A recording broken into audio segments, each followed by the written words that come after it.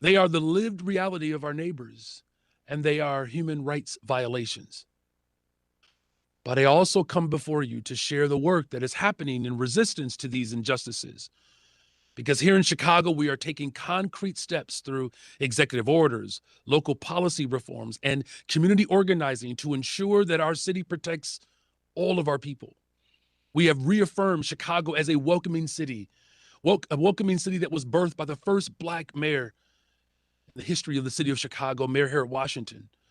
And we have directed departments to refuse cooperation with civil immigration enforcement.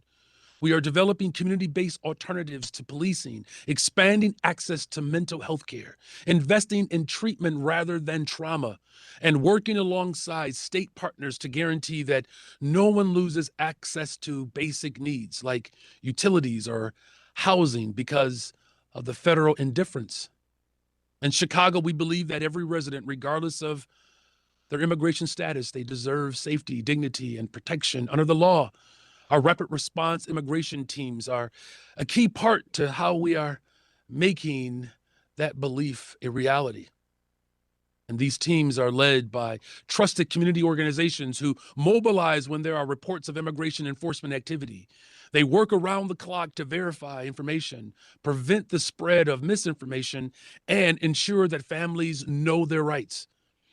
Rapid response teams also serve as a bridge between the city and community networks, ensuring that alerts, that know your rights materials and hotline information, that it reaches the residents as quickly and accurately as possible. They connect directly with faith leaders, mutual aid groups, and neighborhood advocates so that no one is left isolated or uninformed in a moment of fear.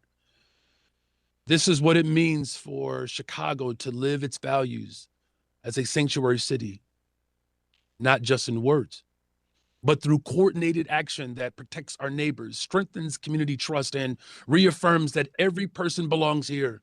A city that was established by a Black Haitian immigrant and a Potawatomi woman who established a trade post at the bank of the river, believing that Chicago one day will be the global capital of the world, where immigrants from around the world and descendants of slaves could find refuge in this beloved city. And across our city, community violence interruption programs are providing everyday safety.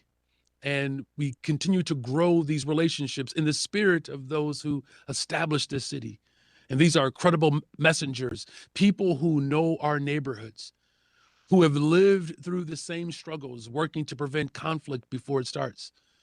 They mediate disputes and connect individuals to services and offer pathways out of harm's way. Together, these efforts from the foundation of a new kind of safety infrastructure, one built on dignity, accountability, and love for our city and its people.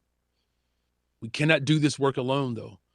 And that is why I call on this council to hold the federal government of the United States to the same standards of accountability you apply elsewhere in the world. No country should be above international law. Human rights are universal, or they are meaningless.